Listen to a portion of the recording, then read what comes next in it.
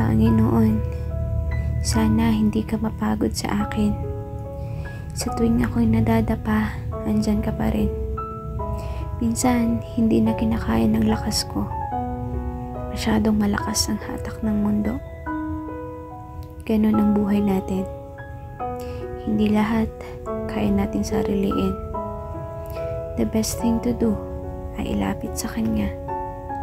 Minsan, kahit anong gawin natin, nadadapa pa rin ang ating mga paa. Nahihirapan pa rin tayong bumangon at magsimula. Kaya sana, Lord, huwag ka pong mapagod sa amin. I am trying my best, but still, my best is not enough. Isang pagpapatunay na ang the best ay ikaw.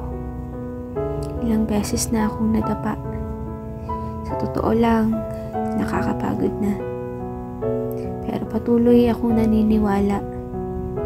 Mapagod man ako sa sarili ko, nauubusan man ng pasensya sa akin ng ibang tao, alam kong ikaw, Lord, lagi ka lang nasa tabi ko.